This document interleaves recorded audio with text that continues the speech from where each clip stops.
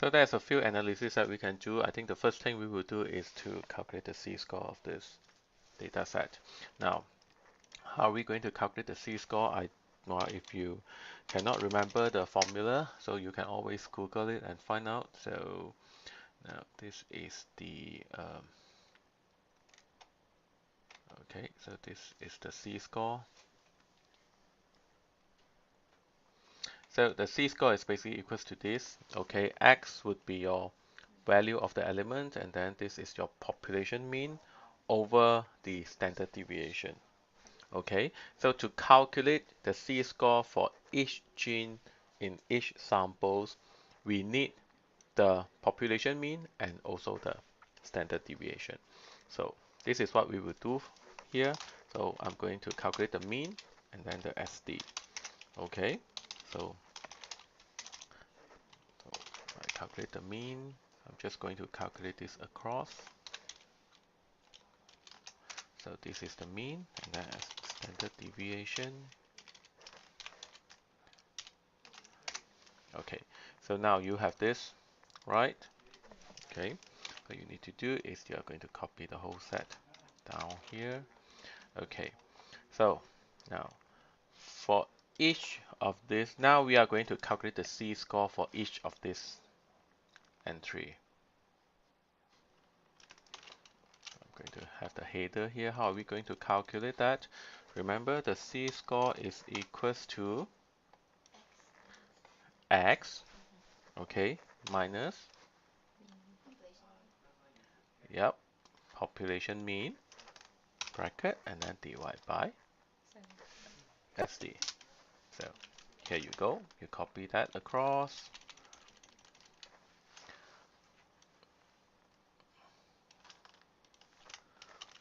So now you have all the C-score. Oops. Oh, I see. Okay. So you see the problem is that, okay, when I move to another cell, so you see the thing also move. Okay. So basically, because the, what you call it, okay, the X, it will move following each of the cell that I move. So that's fine. So, but I want to fix the column for the mean and also column for the SD. So you put the dollar sign there. So when you do it like this, so when you copy into the next cell, you see that this doesn't move. Okay, when you copy from here, so this will not move. So it will move down, but it would not move across. Okay, so that is a common mistake that I make most of the time as well. So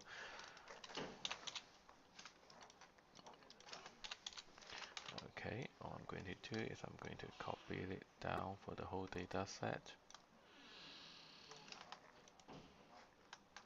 Oh yeah, where is it? Probably bigger than that. Okay.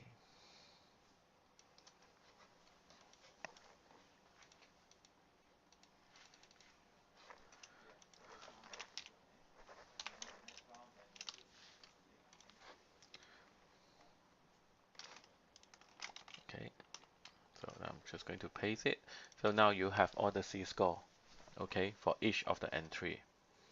Okay, so I'm going to save this for the time being.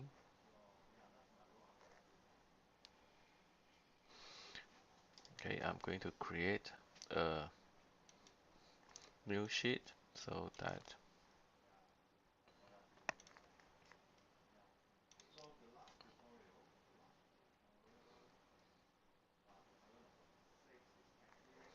okay, now I'm just exporting this whole sheet that I have calculated into a new uh, Excel file because there are a lot of other, you know, sheets over here will slow the process. So I'm just going to copy it out.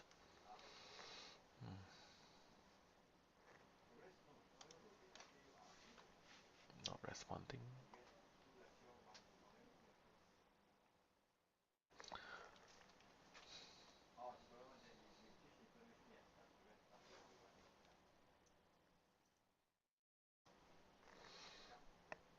Okay, so it will take a while. So on a separate file here now. So I'm going to clean up a little bit more. So the original raw value, so I'm going to delete it. So since we are no longer, but before you delete it, okay, again, copy and paste your C-score value as a value first before you delete it. If you delete the original data, then the formula will not work anymore. So you can always copy the whole data set and put it to the, so now that I can delete the whole bunch of this.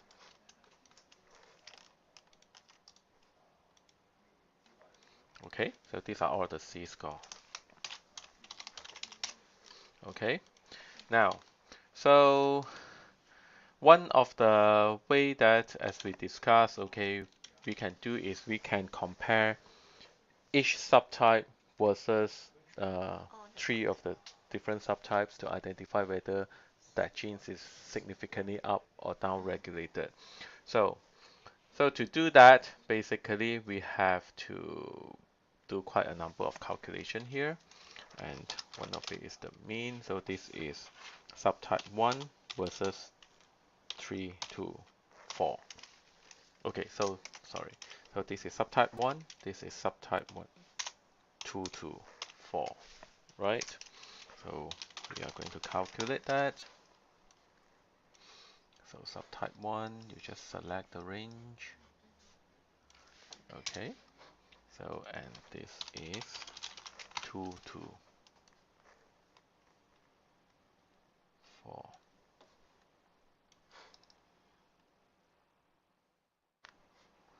Okay, so this is basically 2 to 4, right?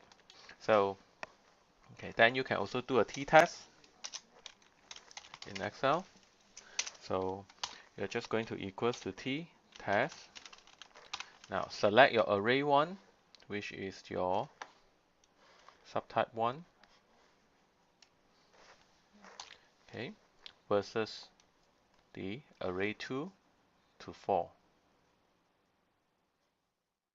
Okay, now, so then the next one is the tail. Is it one tail, two tail? So we will do one tail because we want to know whether it is upregulated or downregulated. Okay, significantly. Okay, so it will be a one tail. Now, then you also have three different types of t-tests. One is the paired, and then you also have two sample equal value variance and also two sample unequal variance. So paired t-test is very straightforward. Normally it's referred to the same subject. So when you want to use a paired t-test, it's normally used before and after. For example, if I give you a drug, okay, if I take a measurement before I give you a drug, okay, then I will take another measurements after I give you the drugs. So to see the effect whether it's significant different. So when we come to pair, the subject normally is the same individual. Okay, now two samples of equal variance basically refer to particularly if you have a match samples, meaning that you're one of the population and also so okay, most of the time two population that you are planning to compare would normally have about the same sample size. Okay, but in your case, obviously it is not. So that's why we will use the two sample unequal variance formula. So each of these have some slightly different when they come to calculating the p-value. Okay, because you have one subgroup which is subgroup 1, which is relatively smaller sample size compared to subgroup 2 to 4, obviously. Okay, with that. So, okay, oh,